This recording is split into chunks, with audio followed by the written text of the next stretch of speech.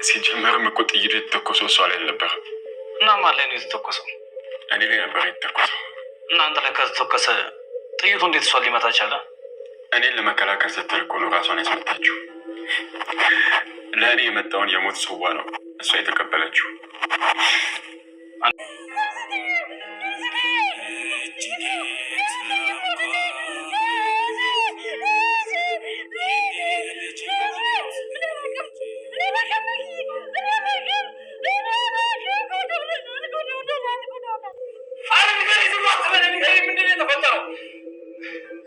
ትርሲት በጥይት ተመታ ሆስፒታል ገብታለች።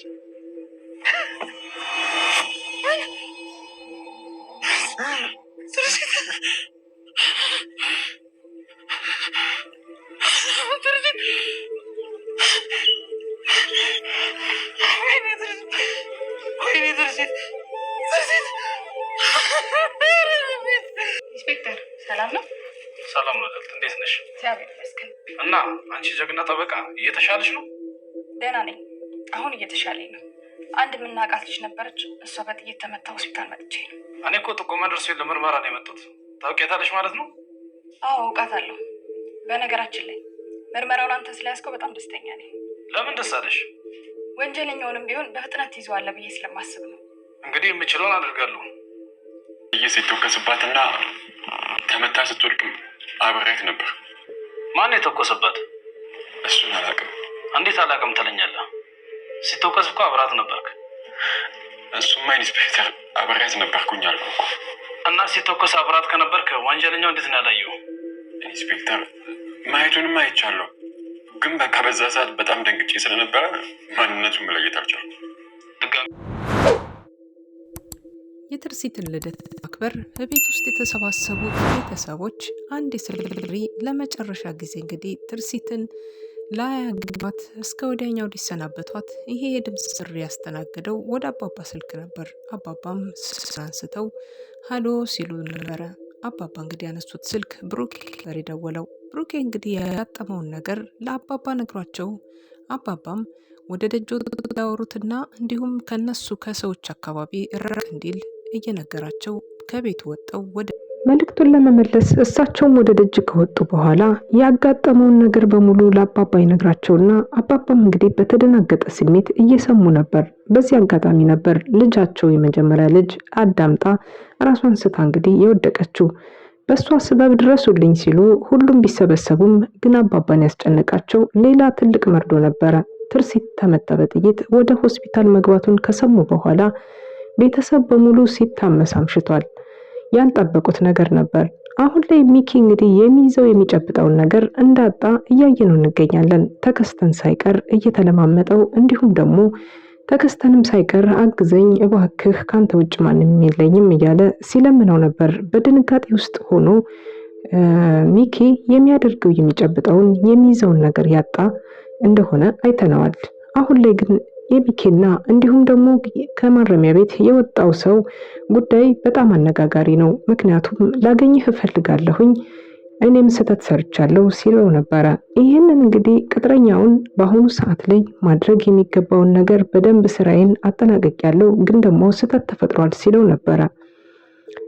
እንግዲህ ይህንን ነገር ለብሩኬ የታሰበው በአሁኑ ሰዓት ላይ ትርሲት እንደሆነና ትርሲትም ራሷን መስዋዕት እንዳደረገችለት ብሩኬ ለፖሊሱ እየነገረው ነበር። እንግዲህ ፖሊሱም ወደ ልዕልት መጥቶ አንቺ ጀግና ጠበቃ እንዴት ነሽ? ደህና ነሽ ወይ? ተሻለሽ ወይ? ሲላት እየጠየቃት ነበር። ይችም ጀግና ልዕልቷ ስትመልስለት ነበር በጣም ደህና ነኝ፣ ተሽሎኛል። ይሄንን ኬዝ እንግዲህ እሱ በመያዙ በጣም ደስተኛ እንደሆነችና ከዚህ በኋላም ደግሞ ይሄንን ከግብ እንደሚያደርስ እንደመጀመሪያው አሁንም ተስፋ ጥዬብሃለሁ በማለት እሷም ደስታዋን ትገልጽለታለች። ምንም ችግር የለውም በማለት እሱም ሐሳቡን ገልጾ ብሩኬ ታለ ታዲያ የተጎጁ ቤተሰብ በማለት ብሩኬም እጁን ሊታጠብ በሄደበት ሰዓት ሲመለስ ብሩኬ እንግዲህ እንባ እየተናነቀው እንቅንቅ እያደረገው ሲያወራ ነበር። በዚህ መካከል ላይ እንግዲህ ብሩኬ ያወራውን ነገር እያንዳንዱ ነገር ሰውየውን ለይቶ ማወቅ እንደሚችልና እንዲሁም ደግሞ በፍጹም ቢያየው እንደሚያውቀው እየነገረው አንተ ግን እሷ ጋር ከሆንክ የገደለውን ሰው እንዴት አታውቀውም?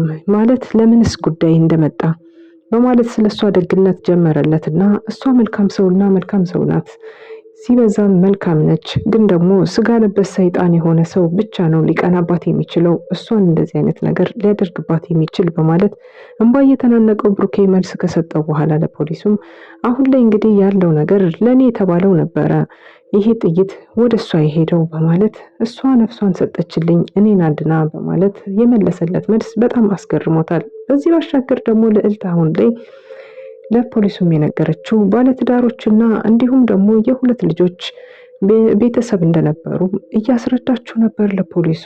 ሳጅን እንግዲህ ሁሉንም ነገር አዳምጧል። ከዚህ በኋላ ቀጣዩን ምርመራ የሚያደርግ ይሆናል ማለት ነው። ውድና የተከበራችሁ ቤተሰብ እንኳን ደህና መጣችሁ። ወደዚህ ቻናል ስትገቡ ላይክ፣ ሰብስክራይብ፣ ሼር እያደረጋችሁ ግቡ። በተረፈ እንግዲህ ስለ ብሩኬ አሁን አዲስ ነገር ምንም ነገር ያለ ባይሆንም አሁን ላይ ባሉበት ሁኔታ በጣም በጭንቀት ውስጥ እንዳሉ ያሳውቃል። ግን ደግሞ በስተመጨረሻም ብሩኬ እንግዲህ በጣም እንዳዘነና በጣም እንደተጎዳ ውስጡ ያስታውቃል ማለት ነው። እስከ መጨረሻው ድረስ ያሸለበችው ሚስቱ የልጆቹ እናት መሆኑን ሲሰማ በጣም ልቡና እንዲሁም ደግሞ ያልጠበቀው ነገር በመሆኑ በጣም ከፍቶታል ማለት ነው። ልጆቹም ቢሆኑ እናቴ ተነሺ፣ ስጦታዬን ተቀበይ፣ እንዴት ስጦታዬን ሳትቀበይኝ እናቴ በማለት ልጆቹም እያለቀሱ ነበረ። ለመጨረሻ ጊዜ እንግዲህ የእናታቸውን ስጦታ ለመስጠት ብር አጠራቅመው ልጆቹ የገዙትን ስጦታ እናትየዋ ሳትቀበል በህይወት አልፋለች ማለት ነው። ይሄንን የሚያየች ትልቅቷ ልጅ እማዬ ስጦታዬን ሳትቀበይኝ ወዴት ነው እያለች ለማን ጥለሽን እያሉ ሁላቸውም ሲላቀሱ ማምሸታቸውን አይተናል። እናትም ብትሆን በቁጭትና በጸጸት በጣም ጥቁር ጥራውን አጥንቶባት ቤቷ በጣም ተናዳና ተቆጭታ እያለቀሰች ትገኛለች። ትርሲት እንግዲህ በእናቷ ዘንድ የተወደደ ባህሪ የሌላት እናቷ በጣም መጥፎና እንዲሁም ደግሞ ትርሲት አሁን ላይ ማለፏ ደግሞ አናዷታል። ምክንያቱም እናትና ልጅ ሳይግባቡ በመልካም ነገር ሳይተጫጩ ሳይተያዩ ልጅ በመልካምነቷ ማለፏ አሁን ላይ ለእናትየዋ የእግር እሳት ይሆንባታል። እንግዲህ ለመጨረሻ ጊዜ ያስተላለፈችው መልእክት ቢኖር ልጆቼን አደራ ላንተ ሰጥቻለሁ ስትለው ነበረ። ግን ደግሞ ይሄ ቃል ከመተንፈሷ ባሻገር ደግሞ ሚኪ ስትል አንድ ቃል ከአንደበቷ ላይ በስተመጨረሻ ላይ ስታወጣ ነበር ህይወቷ። ትርሲት እንግዲህ ከዚህ በኋላ የገጠማትን ችግርና መከራ ሳትንተነፍስ የሰማችውን ከተከስተ ምንም አይነት ነገር እንዳልሰማች መስላ እንግዲህ ህይወቷን እስከ መጨረሻው ድረስ አሳጥታለች። አሁን ላይ እንግዲህ ተከስተና ርብቃ መቀራረባቸው በጣም ደስ የሚል ቢሆንም ግን ደግሞ ተከስተ እንግዲህ ምን ብሎ ዋሽቶ እሷን አሳምኖ እንደነገራት ባይታወቅም የአባቷ መውደድ እሷም እንደወደደችውና መልካም ሰው እንደሆን ከአባቴ ነግሮኛል በማለት እየቀረበችው ትገኛለች። ግን ደግሞ አሁን ላይ ርብቃ እንግዲህ የቀረበችበት መንገድ የሄደችበት መንገድ ይሳካም አይሳካም ባይታወቅም በአሁኑ ሰዓት ላይ ከተከስተ ጋር ቅርርቧን አጠንክራለች። ስለሚሰራው ስራ ማን እንደሆነ ከየት እንደመጣ ለማጣራት ነገሮችን ስታይ ነበረ። ግን አሁን ላይ ተከስተና ሚኪ እንግዲህ በምን ይወሰኑ ይሆን? አሁን ላይ ይሄንን ገዳይ የተባለውን ሰው የምታውቀው ከሆነ አንተ እንድትገልልኝ ይፈልጋለሁ በማለት እንግዲህ ሀሳቡን እየገለጸለት ነበር። ይሄ ማለት ደግሞ ተገቢ አይደለም። ግን ደግሞ ለተከስተ እንግዲህ ይሄንን እንደ ምክር ብሎ ብሩኬ እንግዲህ ባላወቀው መንገድ ሚኪና ተከስተ እያወሩ ነበረ። ሚኪና ተከስተም ደግሞ ያወሩትን ወሬ በሀሳብ ጭልጥ ብሏል ሄደዋል። ምክንያቱም የትርሲት መልካምነት፣ ደግነት ስመለከተው እጅግ በጣም ብዙ ነገሮች ተለውጫለሁ በማለት አሁን ላይ የሀሳብ ውስጥ እንደገባ የሚያሳዩ ብዙ ነገሮች ነበሩበትና የተከስተ ለውጥ የሚገርም ነው። ገና ብዙ ነገሮች ከዚህ በኋላ ይከሰታሉ። ምክንያቱም ጉዳዩ በሕግ ተይዟል። ሚኪ ማን እንደሆነ ምን እያደረገ እንደሰነበተ እያንዳንዱን ነገር ሁሉ የሚወጣ ይሆናል። ውድና የተከበራችሁ በምን ይወሰኑ ይሆን? አሁን ላይ ይሄንን ገዳይ የተባለውን ሰው የምታውቀው ከሆነ አንተ እንድትገልልኝ ይፈልጋለሁ በማለት እንግዲህ ሀሳቡን እየገለጸለት ነበር። ይሄ ማለት ደግሞ ተገቢ አይደለም። ግን ደግሞ ለተከስተ እንግዲህ ይሄንን እንደ ምክር ብሎ ብሩኬ እንግዲህ ባላወቀው መንገድ ሚኪና ተከስተ እያወሩ ነበረ።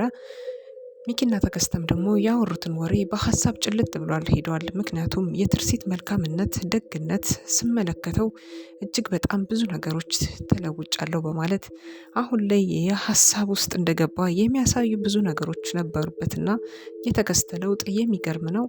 ገና ብዙ ነገሮች ከዚህ በኋላ ይከሰታሉ። ምክንያቱም ጉዳዩ በህግ ተይዟል። ሚኪ ማን እንደሆነ ምን እያደረገ እንደሰነበተ እያንዳንዱን ነገር ሁሉ የሚወጣ ይሆናል። ውድና የተከበራችሁ